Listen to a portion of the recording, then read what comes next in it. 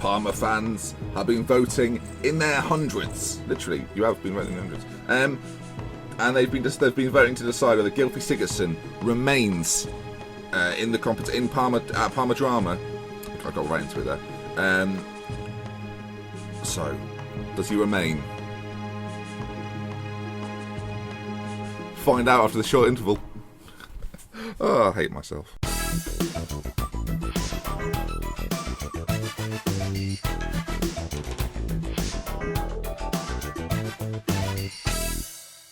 So then, the votes have been counted and verified by my very helpful assistant. Hello, viewers. Yeah, she's back. And it has been decided by an overwhelming majority that Siggy must be sold. Dun dun dun. So, Gylfi, it has been a pleasure, my man, working with you. You were the biggest transfer I ever made. But, you know, the people have decided it's a democracy here at Parma Drama. And I accept Shakhtar. So, Gylfi, goodbye. So I should say, if you feel like you missed yesterday's episode and you're like, well, hang on, what I missed? I was out. I was at a picnic, and well, let me explain. Go on, maybe go and watch yesterday's episode before you watch any more of this. Then it will all make a bit more sense. Yeah, okay. So you might be thinking, what's the format for today, Ben? Obviously, now Gylfi's gone. You've got money to spend. We've got 2 weeks left of the transfer window. You've got 8 million to spend, and with this, Ben, we expect you to go and buy some replacements and a defender. Was the general gist of what was going on. Also, please say Al Shahari, right? Stefan Al Shahari. Shahari. Well, I'm glad we cleared that up. Glad we cleared that up. And he is about to be unveiled by me. I'm going to say there's still enough to bring some couple of players in. Not because it was down to... Yeah, that was lucky. We're always looking to improve the size. Then we're going to put some capture. There we go. In the van. So the squad is looking pretty healthy. But, I mean, we still need a defender. An extra centre-back cover. We're okay. Right back, we've got an option. Left back, we've got an option. But I think one more centre-back will be the ticket. Got a lot of defensive midfielders. Going to try and get a couple out. This guy, obviously, Domingo, I think we're going with. In fact, I might nickname him now to Domingo. That's his information. There we are. I'm not disrespecting his last name. I will just never be able to pronounce it. Domingo. There you go. Oh, that looks good as well, doesn't it? Spanish Domingo. I like it. It sounds like he does some sort of salsa dancing. Is that stereotypical? Maybe. So I think, yeah, maybe another forward player, because I just like forward players.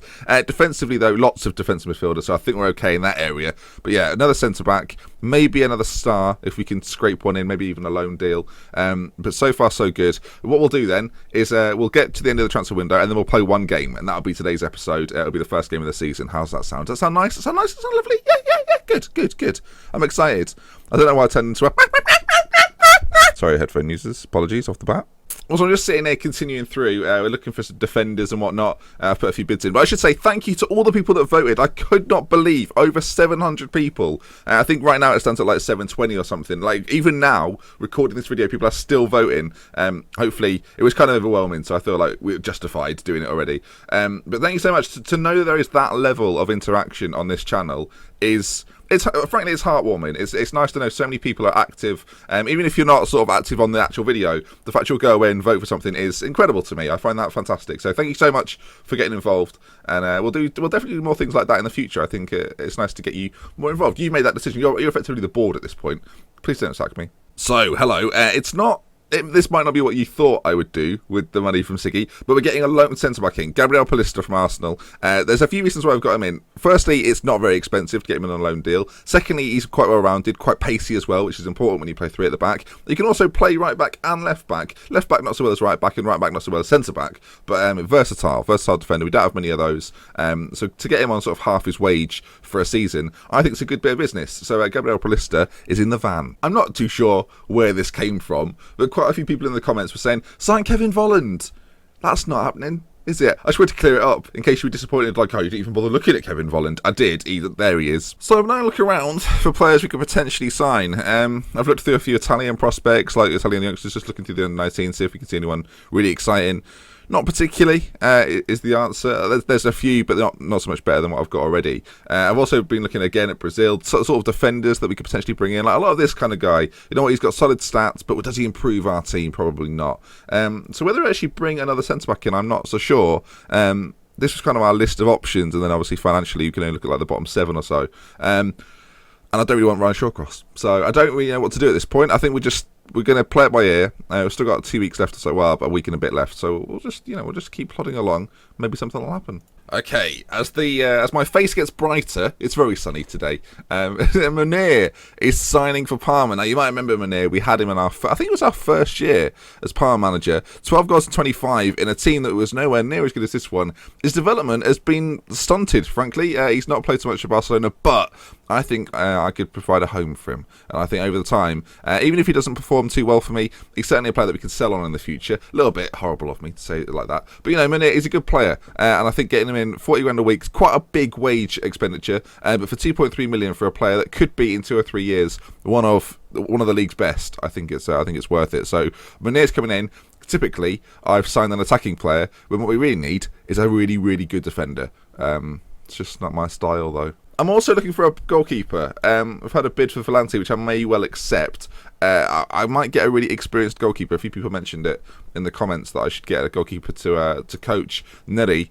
I think you're probably right, or to tutor Neri. I think you're probably right. So we'll have a little look around. So I'm just in a pre-season friendly, and I thought I'd use the behind corner. I think it is that camera angle. Very strange. I don't know. I don't use it very often, if ever. And it gives you a really good overview of the shape of your team. Maybe something you can try out. I don't know. I'm not on for tips and tricks. But I find this angle to be a little bit flat and you can't quite see where players are. But the behind corner view seems to be really good. I won't use it for live comms or anything. But it does suit trying to look at your system and where players move and the positioning of your players. For example, you can see really clearly the shape and how close these 4 are together. Almost too close, the gaps we're leaving. I don't know. It's interesting. I just thought I'd bring it up as a point to show you. But yeah, we'll stay with this. You've not seen much gameplay in the last couple of videos. Let's see if we get a goal. Lucas into Guarín. Guarín into Ambrose. Oh, he's been fouled. As I say, it's not a camera angle I would use to show you videos because I don't think it's particularly clear for that. But to purely look at your squad and the shape of your team, I think it suits well. El Shaarawy with the goal. I'm trying to say it how you want me to say it. You might be sitting there wondering to yourself, Ben, what's your biggest achievement as Parma manager? Would it be the final you got to? Would it be, the successive 5th place finishes? No. This is my biggest achievement. Having an under-20s with a squad size of about, 15. Having the under-18s in a very similar shape. And with the first team squad in an also quite similar shape. Remember when we first got here when there was 1 million players? Oh, this is what I dreamed of this. I was like, one day this is what it'll look like. It'll all be categorised. It'll all be lovely. And now it is nice and categorised and lovely. And I feel pleased about it. So there you are, look. Success. That's how I judge success. With proper-sized squads. That might explain why we've not won anything yet. Because I'm too focused on this little task. Yeah, I should probably win something. Okay, so remember last time we were in the pot 4 for the Europa League draw and got a really tough group. I made it way through and obviously got to a final. We're now in pot 2, which is far more kind, I think. Although pot 3 and pot 4, well pot 3 especially, still got some really good teams in it, so I'm a little bit wary. But we're into pot 2. Let's see who we get then. The Europa League draw. We'll whiz our way through. This is always quite exciting, isn't it? This is a little bit of a treat for you. Okay, so we've avoided some good teams there. Lille, Freiburg, Ruben. Obviously we can't face Inter. They're the only side we can't draw. Let's see. Oh, okay. Well, again, we've avoided some big teams there. Sporting wouldn't be so bad. Victoria Pilsen wouldn't be so bad. Ajax and Villarreal would be tough, though. And we've got Victoria Pilsen, which I'm pretty pleased with. Gotta be honest, Everton Ajax, that's a tough group already. So we'll fly through these. Now, obviously, we can look at the last 2 then and see who we'd rather have. Strasbourg or Cagliari? Well, we can't get... Okay, we know who it's going to be because we can't have the Italian team. So Strasbourg, Trabzonspor. I actually think I was quite good at pronouncing names. I did videos and realised I'm awful. I don't know what's happened to me. I'm broken.